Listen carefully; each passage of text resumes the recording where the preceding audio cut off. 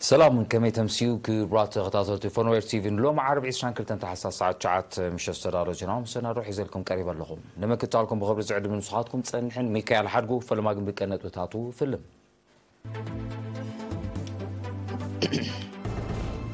مينستر فوزيا حاشم اب كرن اب قداسنة معقاب كبرتازة وكورستم رهيبا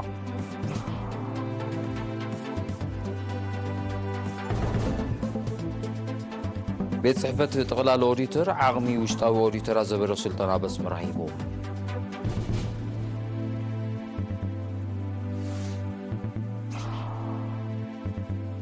مصري مريت ماينا كبابنا بمحضر سرعة قرب مايزة تكور السلطنة وديبو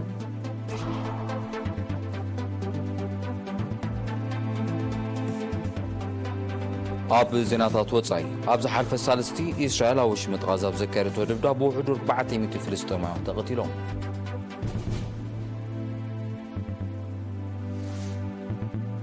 روسيا تصاباتي كبل تقسن هاجرات نزوسدو سقومتي تريرن تمطاطان مرس غبري كم زهبلو اطنقيقا بايتو جابان بمنجست نزغربه لعلى 54 بليون دولار نايت 2024 باجت مكلخال اصليوا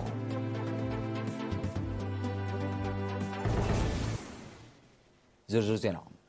مستر فوزيا هاشم تمالي اب كتما كرنا بقداسنت معقاب كبرتازه تكوراستو مروهيبام وكيل رينا تسفانكيل غبريس نزل اخو زينا وتصبصب ارسيماس مروم مينستر فتحي فوزيا هاشم بعسران حدن تحساس اب كتما كرن اب قداسنت معقاب كبرتات زتكورا استمهرو نابالات بايتو زوبا عن سبا اما حدرتن زوباتاتن كالوت اكلاتن هيبام مينستر فوزيا مبرهيا حقي تكبار حقن ودابن بقندون وجتاوي كوننتنا كنصبارق سلازغبا اب هاغراون محبراون كبرتات اتوكير كامعياي كم زدلي اب زمداي زخا بمينستر فتح زت تحزو بفلاي ام معزاز نطف تساتفنت حزبي زتكور مدبات كم زلو غليصام هاغراون محبراون كبرتات مثلن قديتان زيغاتات مقراص اقداسي تراسل زلوام قصالنت نايتي كابولدو نابولدو زمحلالف بهلاو ورشا زخونه تمازازنت نحقي نموحاس نقحات ناي مبرخ مدب زلعله كم زسرحلو زحبرت مينستر فوزيا تاريخو زيفلط هلاويو كرغاغط سلازيكل نكبرتاتنا اكل هاغراوي سرعه تمرت نمغباروم صعرتاتي كايد كم زلو ارديام مينستر فوزيا اسعيبا مستدالي زلو حدش ودابا ابيات فردي تزاميدو قصالنت كبرتاتنا نموحاس تساتفنت حبرتسب نمعباي كمون سلام رغاتن سنيتن نمرغقات بدرجه ممحدارات كبابي اكلات شمغلنا عرقي قويموم كم زلو غليصام شمغلنا عرقي واننتو نهزبيو زبلت مينستر فوزيا نزن معوات ترى محورات حزباوي ممحدار وسان خمزخونه ارديام ابتي اغاطامي نممحياش ودابا ابيات فردي بزعبا زوص اواج قصر 184 ازباد 2023 بابالات مينستر فتحي مغلص قريبوم تساتفت بوغنوم حزب غداياتو بعلو نخفتح زخلو اغباب متزتاو اغداس مخانو بمتقاس اب زرزر تغبار نايت مدب زلوم حساباتن رئيتوتاتن اقريبوم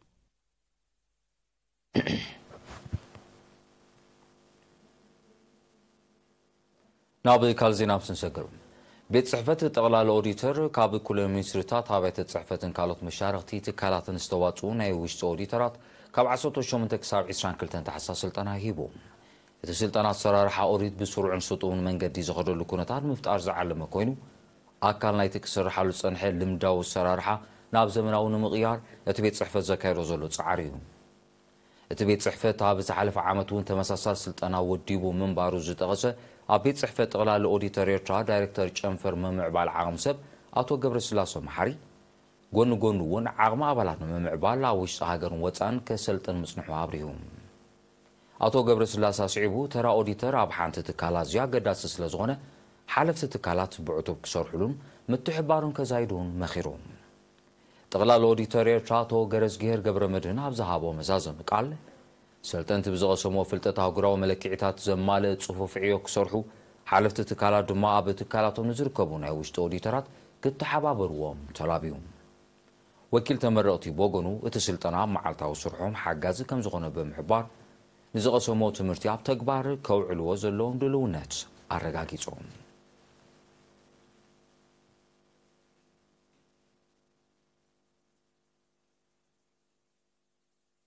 ሚኒስትሪ መሬት ማይን አካባቢና ምሕደራ ማይን ስርዓተ ቀረብ ማይን ዝነጥፉ ካብ መላእ ሃገር ዝተዋፅኡ 68 ኣባላቱ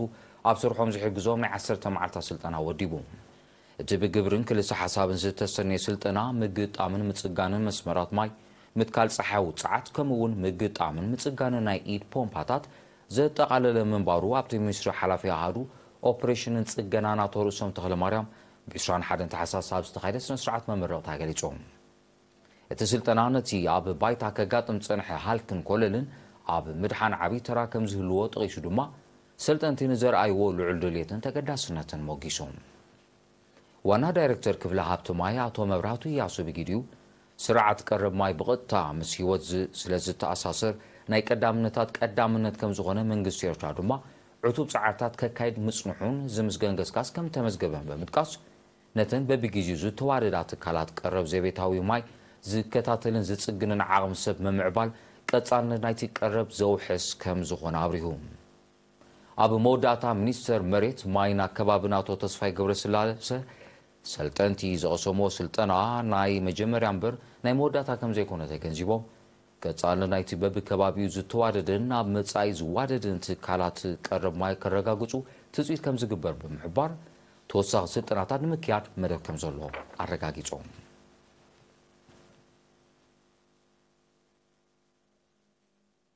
ቤት ጽሕፈት ሚኒስትሪ ዕዮን ማሕበራዊ ድሕነትን ኣብ ንኡስ ዞባ ሰልዓ ማሕበረ ቁጠባዊ ኩነታት ጽጉማት ስድራ ቤታት ንምምሕያሽ ምንጫታዊታትን ንምውሓዝ ዝሕግዝ ባይታ ንምጥጣሕን ኣበርቲዑ ይሰርሕ ከም ዘሎ ገሊጾም ተጸዋዕ ናይቲ ቤት ጽሕፈት ኣቶ ጅምዕ ኣድም ኣብ ዝሃቦ ሓበሬታ ኣብቲ ንኡስ ዞባ ዝርከቡ ብምምሕዳራት ከባቢ ዝተጸንዑ ጽጉማት ወገናት ንምሕጋዝን ናይ ስራሕ ዕድላት ንምፍጣርን ምስ ኩሎም ኣካላት መንግስትን ካልኦት መሻርክትን ተዋሂዱ ገንዘባውን ዓይነታውን ሓገዛት ከም ዝገብር አብሪሁ كما كان نايتي مدبات ن336 ጽጉማት ስድራ ቤታት ናይ ኣልባሳት ሓገዝ ክገብር ከሎ ብመንስያ ስራሕተኛታት ዝተበርከታ 56,000 ናፋ ድማ ን31 ስድራ ቤታት ከም ተማርሐ ዝሓብር ኣቶ ጅምዕ ንሸሞንተ ጽጉማት ስድራ ቤታት ዝውዕል 25,100 ናፋ ብፍሉይ ሓገዝ ከም ተገብረ ገሊጾም ብዘይካዚ ኣብዚ ዓመት ጥራይ ን997 ተማሃሮ ሙሉእ ናይ ናውቲ ትምህርቲ ሓገዝ ክግበረሎም ከሎ ንሰማንያ ካልኦት ድማ ካብን ናብን ቤት ትምህርቶም ንምምላስ ዝሕግዞም ናይ መጽዓኛ ሓገዝ ከም ተዋሃበ ረድዩ ኣቶ ጅምዕ ኣብ መወዳእታ ጽጉማት ወገናትን ስድራ ስዋትን ናይ ምሕጋዝ መደብ ዝተወሰኑ ኣካላት ጥራይ ዝግደፍ ዕማም ስለ ዘይኮነ ኩሎም ኣካላት መንግስቲ ምስ መደባቶም ሰሪዖም ክሰርሑን ብውልቅን ብጉጅለን ክውሰድ ዝጸንሐ ሰናይ ተወግሶ ክሰዓብን ኣተሓሳሲቦም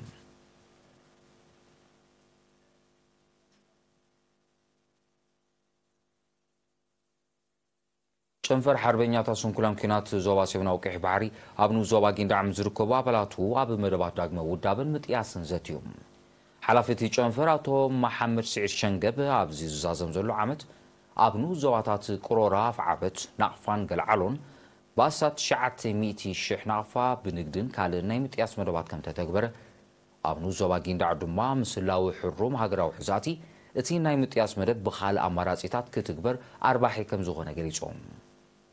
ምጥዋርን ምሕብሓብን ስንኩላን ኩናት መንግስትን ስድራ ቤትን ጥራይ ዝምልከት ከም ዘይኮነ ዝተገንዘቡ ኣብ ውሽጥን ወጻን ዝነብሩ ጉዱሳ ዜጋታት በቢጊዜኡ ዝገብሩ ሓገዛት ዘመስገነ ካብ ማእከላይ ቤት ጽሕፈት ማሕበር ኣቶ መሐመድ ኑር ኢድሪስ ጀጋኑ ስንኩላን ኣብ ከባቢኦም ኣብ ዘርብሖም ንጥፈታት ንኽዋሱ ምስ ምምሕዳራት ብምዝታይ ቀጻሊ ጻዕሪ ይካየድ ከም ዘሎ አብሪሁ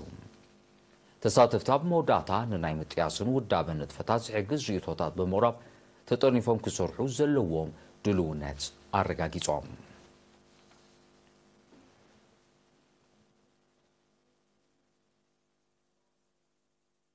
ቀፂሉ ዘቕርብ ሃገራዊ ዜናታት እዩ ክኸውን ዝኸበርኩም ተዓዘብቲ ንምክትታልኩም ክቅፅሉ ደጊመ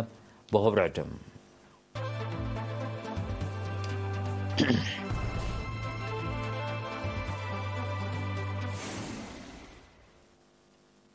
ዜናው መሰናዶ ኤርቲቪ ናቀጽሎ እዩ ዝኸበርኩም ተዓዘብቲ ስለምክትታልኩም ኣዝየ መስግን ዜና ወጻኢ ኢስራኤል ኣብ ዝሓለፈ ሳልሳዊ ሽመጥ ጋዛ ኣብ ዘካየደቶ ድብዳብ ብውሕዱ 400 ፍልስጤማውያን ከም ተቐትሉ ጸብጻባት ጥዕና ሓቢሮም በዚ በቐንዱ ኣብ ደቡባዊ ክፋል ናይቲ ወሽመጥ ኣብ እትርከብ ኻን ዩኑስ ዝተኻየደ ድብዳብ ሩስያ ዝርከቦም ልዕሊ 737 ከም ዝቆሰሉ ድማ ተገሊጾም ምዝ ተደሚሩ ጠቕላላ ቁፅሪ ናይቶም ብደብዳብ እስራኤል ዝተቐትሉ በርጌስ ፍልስጤማውያን ናብ ልዕሊ 20,000 ክቢ ኢሉ ኣሎ ዝዝግለ ዘሎ ባይቶ ጸጥታ ሕብራት ሃገራት ኣብቲ ምእታውን ምብጻሕን ሰብኣዊ ረድኤት ንምርጋጽ ኣብ ዘቕረበ እማመ ድምፁ ክህብ ዝተጸውዐ ኣኼባ ብተወሳኺ ሓደ መዓልቲ ድሕሪ ምንውሕ እዩ ይኹን እምበር ኣምባሳደር ኣሜሪካ ብሕብራት ሃገራት ሃገራ ነዚ ብሕብራት ኢማራት ዓረብ ዘቐረበ እማመ ክትቅበሎ ከም እትኽእል እያ ብ22 ታሕሳስ ኣምኒታ በዚ ድማ እዚ ቀረብ ሰብኣዊ ረድኤት ንምውሓስ ልዑል ኣገዳስነት ከም ዘለዎ ዝሕበር ውሳነ ክጸድቕ ትጽኢት ይግበር እዚ ከምዚ ኢሉ እንከሎ ዋና ጸሓፊ ሕቡራት ሃገራት ኣንቶኒዮ ጉተረሽ ብ21 ታሕሳስ ኣብ ዝሃቦ መግለጺ ልዕሊ 500,000 ነበርቲ ወሽመጥ ጋዛ ኣደዳ ከቢድ ሕፅረት ምግብን ማይን ኮይኖም ከም ዘለዉ ኣፍሊጦም መንግስቲ ሩስያ ተጻባእቲ ክብል ዝጠቐሰን ሃገራት ኣብ ወጻኢ ዝርከብ ዋኒን ሃገሩ ንምዕጋትን ምህጋርን ስጉምቲ ምዝወስዳ ተሪር መልሰ ግብሪ ከም ዝህበሉ ብ22 ታሕሳስ ኣጠንቂቖም መንግስቲ ሩስያ ነዚ መጠንቀቕታት ዝሃበ ገለ ላዕሎ ሰመዝ ኣሜሪካን ኤውሮጳን ድሕሪ ምውላዕ ኩናት ዩክሬን ኣብ ባንክታት ተዓጊቱ ዝርከብ ልዕሊ 300 ቢልዮን ዶላር ዝግመት ዋኒን ሩስያ ከም ደገፍ ንዩክሬን ክወሃብ ጎስጓስ የካይዱ ከም ዘለዉ ኣብ ዝተጋወሓሉ እዩ ኣፈኛ መንግስቲ ሩስያ ዲሜትሪ ፔስኮቭ ከምዚ ዝኣመሰለ ስጉምቲ ንኣህጉራዊ ፋይናንሳዊ ስርዓትን ሕግታትን ዝጎስን ዝጥሕስን ብምዃኑ ኣዝዩ ሓደገኛ ከም ዝኾነ ብምግላጽ ሃገሩ ብመገዲ ኣባይተ ፍርድን ካልእ መንገድታትን ዋኒና ንምምላስ ከም ትጽዕት ኣነጺሮም ሚስተር ፔስኮቭ ብተወሳኺ መንግስቲ ሩስያ ኣብ ልዕሊ ኣብ ሃገሩ ዝርከብ ዋኒን ሃገራት ምዕራብ ተመጣጣኒ ስጉምቲ ከም ዝወስድ እውን ኣፍሊጦም ድሕሪ ምውላዕ ኩናት ዩክሬን ሃገራት ምዕራብ ንቁጠባ ሩስያ ንምድኻም ዘጽንዖ እገዳታትን ማሕነቆታትን ብቐዳምነት ንቁጠባተን ሃገራት ብኸቢድ ጸሊዎ ከም ዘሎ እዩ ዝሕበር መንግስቲ ጃፓን ከም ኣካል ናይቲ ዓቕሚ ምክልኻል ንምጉልባትን ምምዕባልን ዘውፅኦ ውጥን ናይ ዓመት 2024 ባጀት ምክልኻል ልዕሊ 54 ቢልዮን ዶላር ክኸውን ዘቕረቦ እማመ ባይቶ ተሃገሎም 22 ታሕሳስ ኣጽዲቕዎ እዚ መጠን እዚ ካብ ናይ 2023 ብ17 ሚታዊት ከም ዝዓቢ ተገሊጾም ገለ ክፋል ናይቲ ባጀት ሳይበራዊ መጥቃዕታት ናይ ምክልኻል ዓቕሚ ንምሕያል ከምኡውን ቴክኖሎጂ ጸረ መጥቃዕቲ ባላስቲክ ሚሳይል ዝዓጠቓ መራኸቢ ኩናት ናብ መሳርዕ ሓይልታት ምክልኻል ምጽንባር ከም ዝውዕል መንግስቲ ጃፓን ሓቢሩ ኣሎ ሚኒስትሪ ምክልኻል ጃፓን ኣብ ዘርግሖ ንድፊ ጸጥታዊ ፖሊሲ ቻይናን ሰሜን ኮርያን ንሃገራዊ ድሕነት ጃፓን ዝዓበየ ስግኣት ምዃኑ ብምጥቃስ ዝፈጥሮኦ ስግኣት ንምብዳህ ባጀት ምክልኻል ከዓብዩ ጸዊዑ ነይሩ መንግስቲ ህዝባዊ ሪፓብሊክ ቻይና እዚ ብጃፓን ዝውሰድ ዘሎ ስጉምቲ ንጸጥታ እቲ ዞባ ዝዝርግን ንዝኾነ ኣካል ዘየርብሕን ምዃኑ ብምጥቃስ ክቃወሞ ምጽንሑ ይግለጽ ሓያሎ ሃገራት ዓቕሚ ምክልኻልን ምጉልባት ዝወስዶ ዘለዋ ስጉምቲ ንጸጥታውን ወተሃደራውን ኩነታት ዓለምና በኣሉታት ጸሊዎ ከም ዘሎ ተንተንቲ ይህሉ ኩነታት ይሕብሩ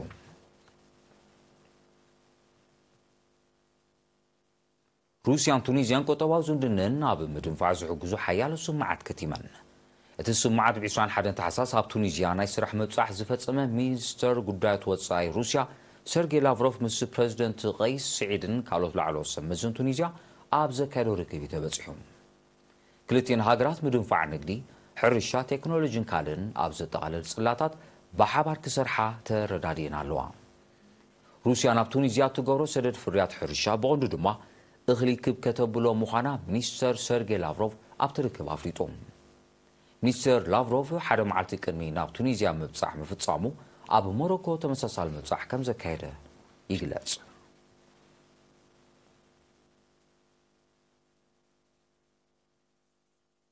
ب21 ታሕሳስ ኣብ ሪፓብሊክ ቼክ ብዝተፈጸመ መጥቃዕቲ ፎኪስ ብረት ንፈጻሚኡ ሓዊስካ ብውሕዱ 15 ሰባት ከም ተቐትሉ ማዕከናት ዜና ቃሊሐን በቲ ኣብ ርእሰ ከተማ ፕራጋ ኣብ ዝርከብ ዩኒቨርሲቲ ዝተኻየደ መጥቃዕቲ ሁስያ ዝርከቦም 24 ከም ዝቐሰሉ ዝሓበሩ ጸብጻባት ቁፅሪ ሙታት ክህዛይ ከም ዝኽእል ኣሚቶም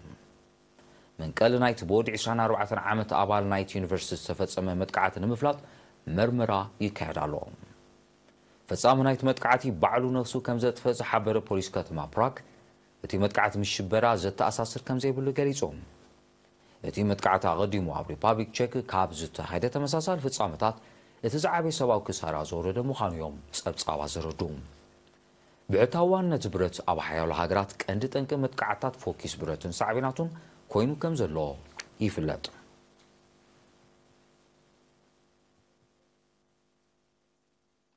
روسيان هندن زكايدو متن ملواط كساب 2030 بعد نمعباي سرح مهلاون افريقان ابزوان زعمتاو نقداوي ملواط كلتين هاجرات اسات 55 بليون دولار بصيحو كم زلو زطقسو تصابات كساب موداتا نايزي كلاي 10 عامت ناي مبل 21 كفل زمن ناب لعلي 100 بليون دولار كبكبلو مديبن مهلاون رديوم روسيا ناب هندي تلوخو فريات حرشا دقعي ندادن بحرياو غازن كتعبيو كاب هندي تأتوا متن كماماتن مرحانيتاتن دما بتمساسال كب كتبلو مخانا حبير الله روسيا كاب هاجرات معراب دحرس تبين لاغرا مس كالوت مشارخ تتبلن هاجرات تكايدو نقداو نتفتات مليسا كم زعبيتو يفلط اب 2023 وتاو غسغاس راي قطبا روسيا اب 2024 بالعلي 3.5 ميتات كعب كم زغل بريزيدنت فلاديمير بوتين مأماتو زذكريون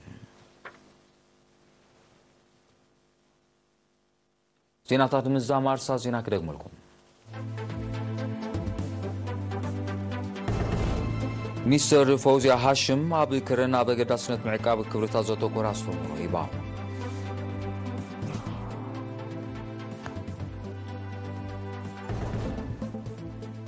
بيت صحفة تغلالي اوديتور عغمي وشطاوي اوديتورات زبرخ سلطنا بس مراهيبو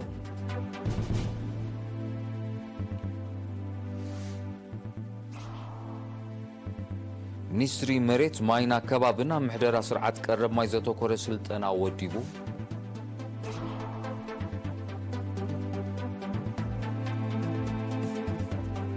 اب زيناتات وصايم ابز حلف الثالثي اسرائيل وشمت غزه بذكرته دبدا بوحدو 4 فلسطينيين تقتلهم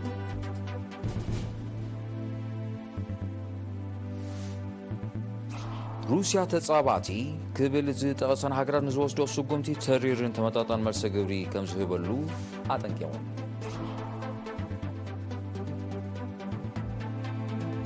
بايتو جابان بمنجستن زغربه ل 54 بليون دولار ناي 2024 باجت مكلخال اصبيقو